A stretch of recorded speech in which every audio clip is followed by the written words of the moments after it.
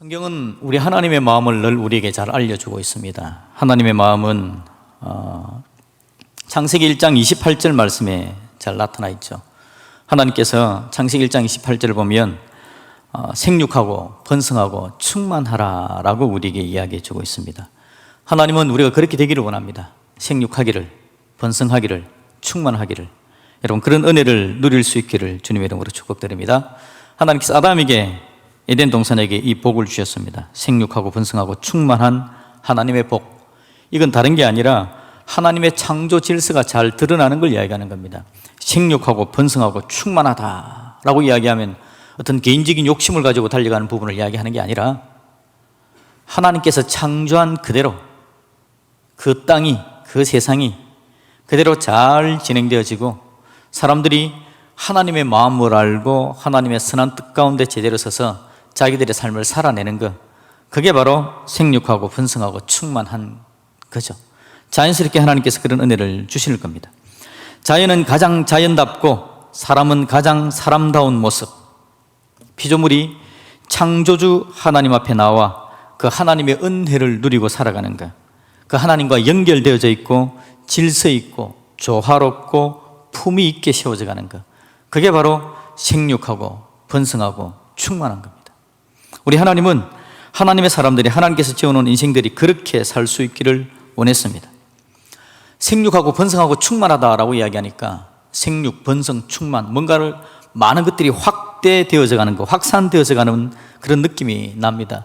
그러다 보니 어떤 한 영역의 부분을 생각할 수 있을 것 같아요. 그래서 많은 것들이 확산되어지는 영역적인 부분이 많아져 가는 것, 물론 영역의 부분이 포함되기도 하지만 말씀드렸듯이 그보다 더 중요한 개념은 하나님의 창조 질서가 곳곳에 스며들어서 하나님의 질서대로 모든 것들이 움직여져 가는 것, 바로 그것일 겁니다. 예를 들면 우리의 삶이 생육과 번성, 충만한 것은 우리의 영역이 확대되어져 가지 않습니까? 그런데 그보다 중요한 것, 물론 영역이 확대되어져 가는 것도 중요하지만 그만큼 더 중요한 것, 그게 바로 하나님의 질서 안에 우리가 거하는 것, 하나님의 은혜 안에 우리가 거하는 것, 내가 뭔가를 하고자 하는 그것이 하나님의 질서 안에 되어지는 것, 하나님의 은혜 안에 되어지는 것, 내가 뭔가 사업을 하는 그것이 하나님의 질서 안에, 하나님의 은혜 안에, 내 가정을 만들어 가려고 하는 것이 하나님의 질서 안에, 은혜 안에, 내 개인의 삶을 풀어가는 것도 하나님께서 생육하고 번성하고 충만하기를 바라실 건데 그건 바로 하나님의 질서 안에, 하나님의 은혜 안에 그렇게 되어져 가는 것이 바로 생육, 번성, 질서의 진정한 의미가 될 거다라는 거죠. 그런데 여러분, 아담과 하와는 어떻게 합니까? 죄를 짓습니다. 그래서 에덴 동산에서 쫓겨났다라고 이야기합니다. 생육, 번성, 충만을 이야기했는데 번성이 아니라 쫓겨나는 겁니다. 어떤 의미로서 영역은 확장되었을까요? 에덴 동산에서 쫓겨났으니까 더 먼 곳으로 가게 됐을까요? 그럼 그거를 우리가 번성했다라고 이야기하지 않죠. 쫓겨났다라고 말하는 겁니다. 영역의 부분에 오류가 아니라 하나님의 질서를 지킴에 문제가 발생되어진 사건이었습니다.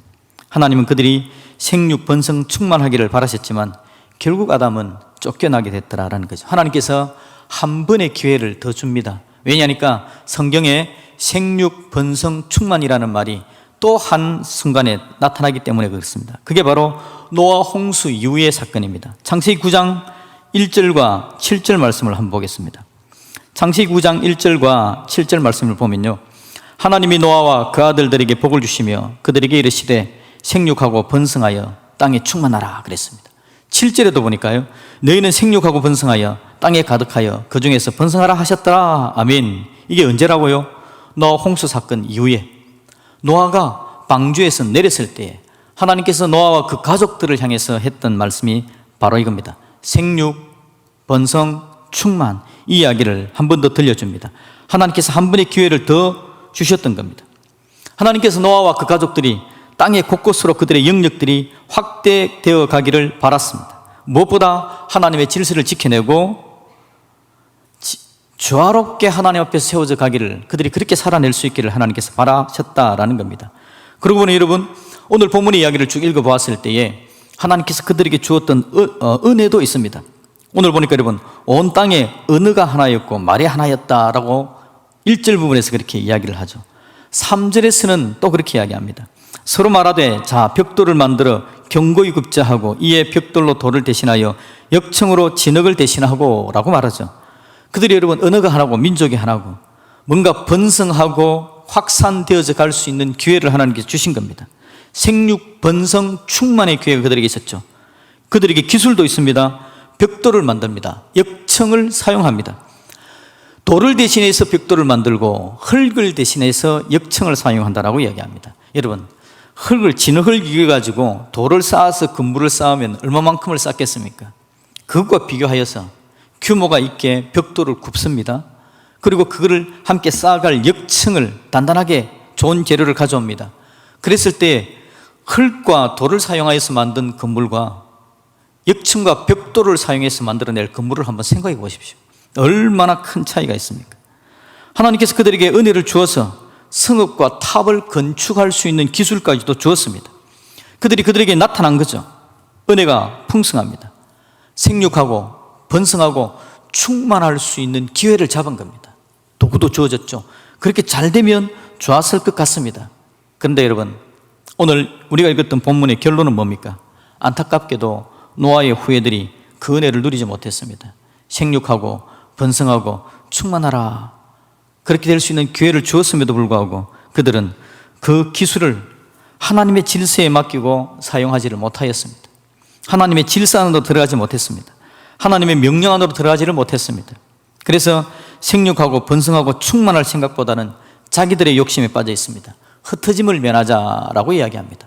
하나님은 생육, 번성, 충만을 이야기하는데 흩어짐을 면하자라는 말 자체가 하나님께서 말씀하시는 것에 정면으로 대치되어지는 자기들의 개념, 자기들의 생각이죠. 그 생각과 그 개념들이 그들에게 들어왔을 때에 그 귀하고 아름다운 하나님의 은혜들, 하나님께서 그들에게 주셨던 것, 벽돌, 역청, 좋은 기술들, 이것들을 하나님 은혜 가운데 생육, 번성, 충만에 활용하는 게 아니라 하나님의 뜻을 거스르고 자기들의 성을 쌓는 데 사용해 버렸습니다. 그래서 결국 그들은 어떻게 했다고요? 흩어짐을 면하자라고 이야기했지만 하나님께서 그들을 결국 흩어버리십니다. 번성이 아니라 흩어져 버립니다.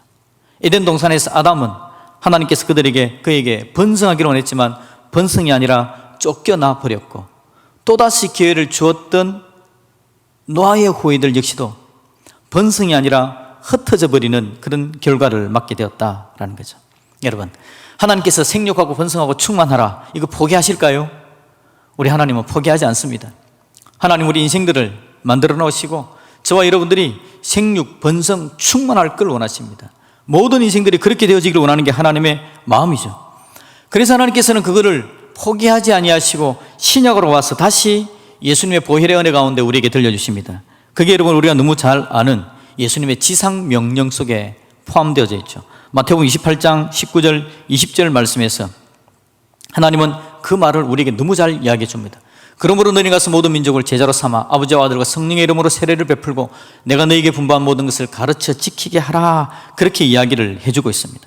예수님의 지상 명령이죠. 지상 명령, 이건 예수님께서 우리에게 주셨던 가장 큰 명령이다라는 뜻입니다.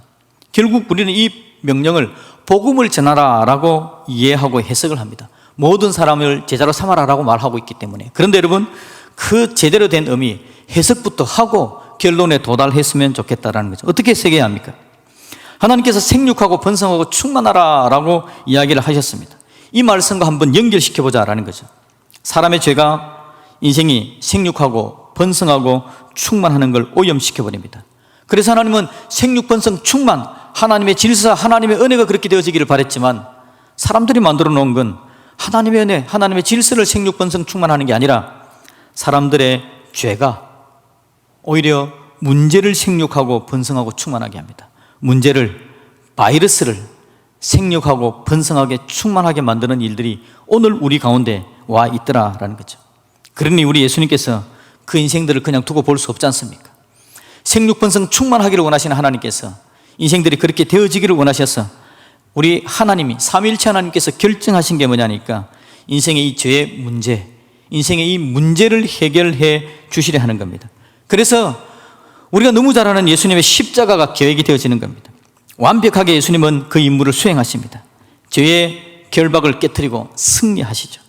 부활하신 예수님, 그 부활하신 예수님께서 마지막 승천하기 바로 직전에 제자들을 모아놓고 하신 말씀이 오늘 방금 우리가 읽었던 마태복음 28장 19절 20절 말씀입니다. 너희는 가서 모든 민족을 제자로 삼아서 세례주고 가르쳐 지키게 하라. 우리 주님께서 그렇게 이야기합니다.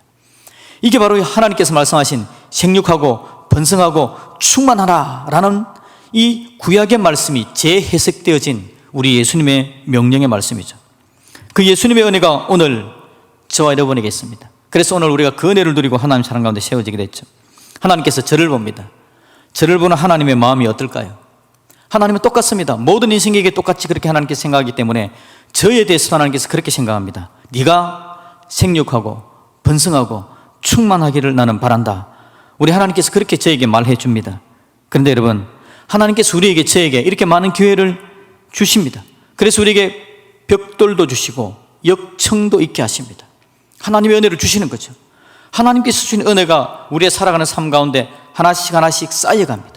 우리가 활용할 수 있는 도구들이 그렇게 생기는 겁니다.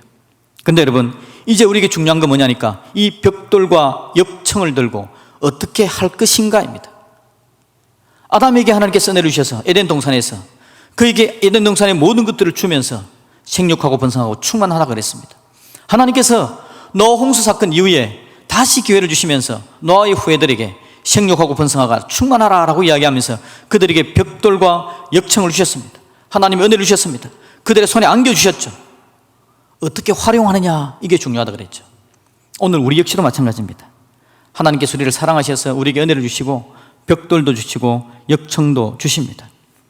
그런데 노아의 후예들을 가만히 생각해 보면 기회를 못 살릴 수도 있습니다. 번성하는 게 아니라 쫓겨날 수도 있고 번성이 아니라 흩어져 버릴 수도 있게 될 겁니다. 이런 상황이 있는 인생들을 불쌍히 여겨서 우리 예수님께서 보혈의 은혜를 주시고 예수님 믿게 하신 거 아닙니까? 예수님의 보혈의 은혜, 예수 믿게 하는 그 놀라운 사랑을 우리에게 주셨다라는 겁니다. 그리고는 우리 예수님께서 하신 이 말씀, 마지막 지상 명령에서 우리가 생육하고 번성하고 충만할 수 있는 방법을 자세하게 우리에게 말씀해 주시는 거죠. 우리가 이걸 들었습니다. 벽돌과 역청을 들었습니다. 하나님의 은혜를 들고 특히나 예수 보혈의 은혜로 하나님의 구원의 백성이 되어지는 큰 복을 누렸습니다. 그런 우리에게 하나님께서 이제 생육 번성 충만하기를 바라시는데 그럼 어떻게 하면 되겠나? 여러분, 마태복음 28장 19절 20절 그게 그 방법이 정말 세밀하게 적혀져 있습니다. 뭐라고 그러죠? 너희는 가서 모든 민족을 어떻게 하라고요? 제자 삼아라고 이야기를 합니다. 먼저는 제자 삼아라고 이야기를 하는데요, 오늘 하나님께서 저에게 하시는 말씀은 네가 주님의 제자가 되어야 된다라고 이야기합니다. 내가 주님의 제자가 되어야 된다는 거죠. 내가 내 인생을 하나님이 주신 기회를 잘 붙들고 생육하고 번성하고 충만하려면 너희는 모든 민족을 제자로 삼아 내가 주님의 제자가 되어야 되는 겁니다. 주님의 제자가 제대로 되는 것, 내가 누군가에 대한 답을 정확하게 가지고 이 땅을 살아가는 것, 그게 바로 내가 번성하고 생육하고 충만할 수 있는 방법이다라는 겁니다. 여러분, 내가 누군지 모르면 나에게 주어진 벽돌과 역청을 제대로 쓸 수가 없습니다. 노아의 후예들이 자기들이 누군지를 몰랐습니다. 하나님께서 그들에게 큰 은혜 베풀고 노아 홍수를 통해서 그들을 살려내시고 그들에게 이런 귀하고 아름다운 사명을 주셨다라는 것, 그걸 몰랐기 때문에 흩어짐을 면하자 하나님과의 관계를 끊은 겁니다. 자기들의 생각하면서 살아가는 거죠. 오늘 저와 여러분들은 누굽니까? 우리 각자가 우리 스스로를 주님의 제자인 것을 인정하고 우리 스스로를 제자 삼아가는 믿음의 사람들이 될 수 있기를 주님의 이름으로 축복합니다.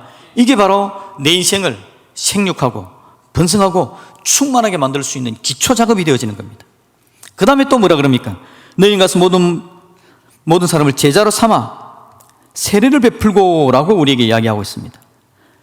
세례를 베풀라라는 말, 이 말을 우리가 여러분 잘 봐야 됩니다. 세례 베푼다라는 건 삶의 변화를 이야기하는 겁니다. 이전의 삶과 이후의 삶의 극적인 변화, 이전과는 다른 인생을 이야기합니다. 로마서 12장 2절 말씀에 이렇게 이야기하죠. 너희는 이 세대를 본받지 말고 오직 마음을 새롭게 함으로 변화를 받아 하나님의 선하시고 기뻐하시고 온전하신 뜻이 무엇인지 분별하도록 하라 라고 우리에게 말씀하십니다.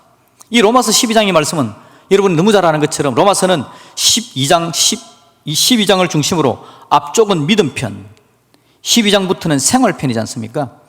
예수님의 보혈의 은혜로 구원받은 이야기를 1장부터 12장까지 쭉 이야기하고 나서 12장부터 어떻게 살아야 될지에 대해서 이야기하면서 하는 이야기가, 이 세대를 본받지 말고 오직 마음을 새롭게 함으로 변화를 받아 하나님의 선하시고 기뻐하시고 온전한 뜻이 무엇인지 분별하도록 하라. 우리 예수님께서 너는 가서 모든 민족을 제자로 삼아 아버지와 아들과 성령의 이름으로 세례를 베풀고, 세례를 베푼다. 내가 내 인생 가운데 세례를 베푼다. 우리가 예수님의 이름으로, 삼위 하나님의 이름으로 세례를 베풀음을 받았습니다. 그런데 오늘 우리가 내 인생을 생육하고 번성하고 충만하는 데 있어서 내 삶을 세례 베푼다라는 말의 의미는 내 삶의 변화를 이야기하는 겁니다. 이전과 이후가 달라지는 겁니다.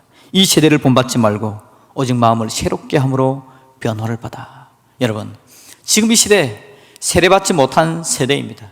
제자되지 못한 세상입니다. 이 세상이 우리의 살아가는 삶을 어그러뜨립니다. 그래서 우리로 하여금 또 하나님 앞에서 우리의 벽돌과 역청을 잘못 사용하도록 계속해서 세뇌하고 우리를 다른 길로 만들어가는 이 시대입니다. 이 시대 가운데 우리가 세례를 받는다라는 것은 하나님의 법, 하나님의 뜻을 제대로 살핀다는 걸 말하는 겁니다. 이 세대를 본받지 말아라. 하나님의 선하시고 기뻐하시고 온전하신 뜻이 무엇인지 제대로 분별하고 하나님 앞에 서라라는 겁니다. 하나님 우리에게 기회를 주십니다. 예수님의 보혈의 은혜로 우리를 하나님 믿는 하나님의 사람으로 부르시고 새로운 기회를 주시는데, 이 세대를 본받아 버리면 세례받은 우리가 또다시 세상으로 돌아가는 일들이 나타나게 될 겁니다. 기회를 부여받은 우리가 또다시 기회를 빼앗기는 일들이 나타나게 될 겁니다.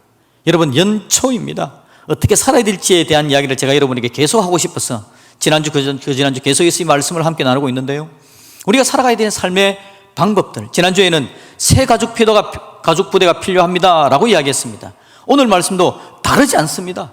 새 가죽부대, 세례를 받아 우리의 살아가는 삶에 있어서 내가 누군지를 알고 주님의 제자인 줄 알고 이 세대를 본받지 말고 하나님의 선하시고 기뻐하시고 온전하신 뜻이 무엇인지 분별하면서 하나님의 선한 뜻을 붙들자. 바로 그겁니다.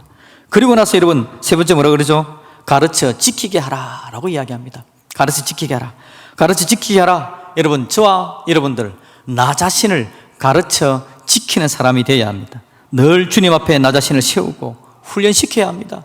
그래야만 하나님의 선한 뜻 붙들고 달려갑니다. 하나님의 질서를 가르쳐 지켜야 합니다.